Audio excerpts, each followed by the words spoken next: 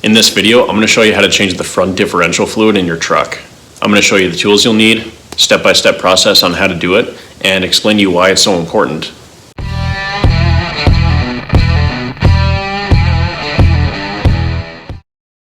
And if you want to learn how to fix your vehicle, do budget restorations, troubleshoot equipment, and all sorts of other types of garage-related stuff, be sure to subscribe to Midwest Garage so you don't miss anything. Now, I promise you, changing the front differential fluid in your vehicle is even easier than changing your own oil, but it's something that a lot of people neglect. And I'd be willing to bet that you're way past due on doing this on your own truck. I can say that because I'm well past due on doing it to mine. So I highly suggest that right after watching this whole video, you go out in the garage and change your own differential fluid so that you don't run into problems further down the road.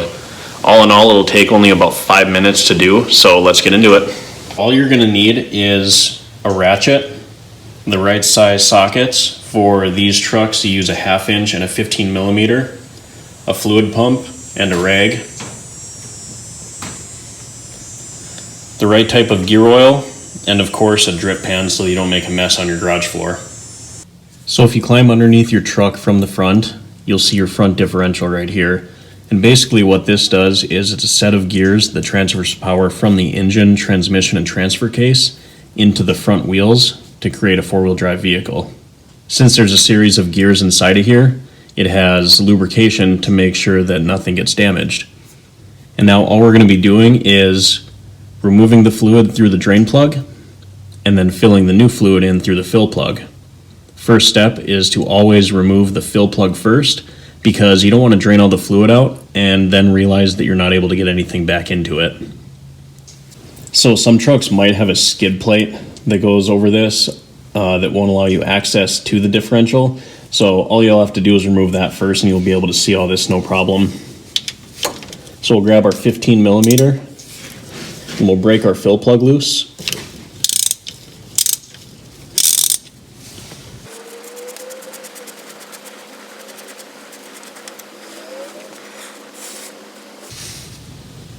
And there's a little bit of fluid in there, but it feels like it's a little bit low. And you can see it's pretty dirty. Since our fill plug came out just fine, we can go ahead and drain the fluid. So we'll grab our 1/2 inch socket and just break this loose.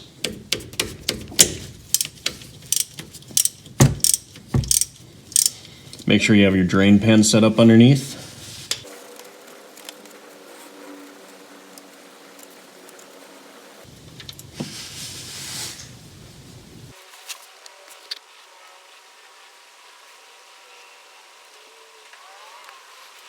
And if you want, you can jack up the passenger side of the vehicle a little bit just to angle it so that it drains a little bit easier. So while the differential's draining, we're going to set up our fluid pump on our gear lube. You want to check your owner's manual to make sure that you have the right kind.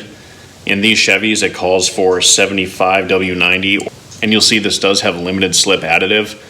Now, even though the front differential doesn't need limited slip additive, it's not going to hurt anything, so we'll just go with it.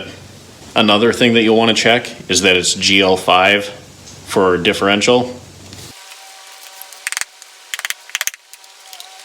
These fluid pumps are really nice. You can get them for super cheap. I'll put a link down in the description below to get one of these. I've had this for probably 5 years now, and it still works just fine.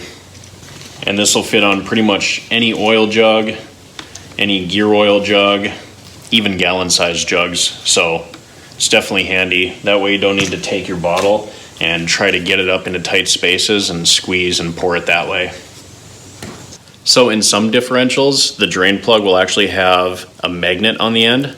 And all you're gonna have to do with that is make sure you clean all the metal shavings and gunk off of that magnetic end.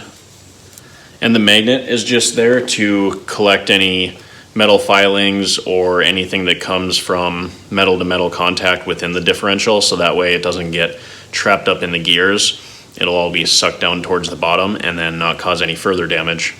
So once the drain plug's cleaned up, let's get it inserted back in. I'm not sure on the exact torque specs for this, but you just want to snug it up and make sure you don't over tighten it. So as I like to do in a lot of my videos, I figure I'd show you the before and after. This is the fluid that came out of the differential, and that is some pretty nasty stuff. especially when you compare it to what it's supposed to look like. It's supposed to be a little bit yellow but almost clear, so it's definitely time for a fluid change. Every manufacturer is a little bit different, but GM recommends changing out the front differential fluid every 30,000 miles. As you can see, mine was closer to 50 and it was well past due. So we have our fluid pump hooked up, so we're all set up to start adding fluid to the differential. So now all we're going to be doing is putting the fluid pump end into the fill hole and pumping the new fluid into the differential.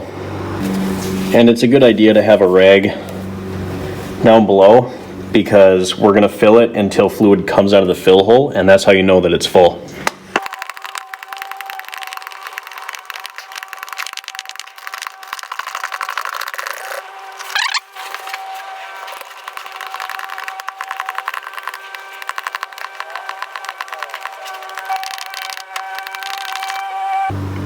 And right at 2 quarts, you can see that we're at the fill hole and it's starting to seep out. So that means that our differential is topped off.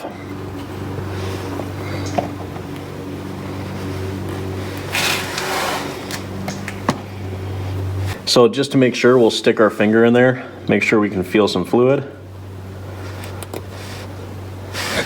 And since we're full, we'll go ahead and install our cleaned off fill plug.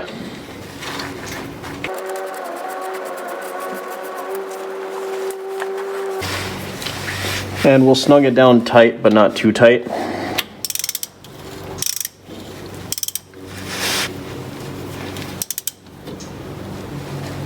About like that should do it.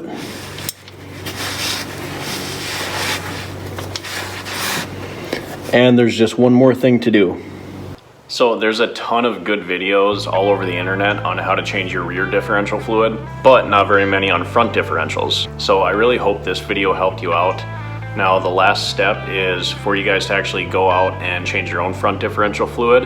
And I'd love to hear in the comments below how bad your fluid was. Was it worse than mine? Was it better? I also have a ton of other preventative maintenance videos that would really help you out. They'll pop up right around here on the screen. And if you could, please like this video and share it with somebody. It really helps the channel grow.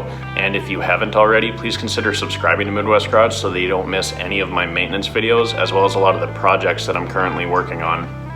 Thanks for watching, guys, and I'll see you in the next video.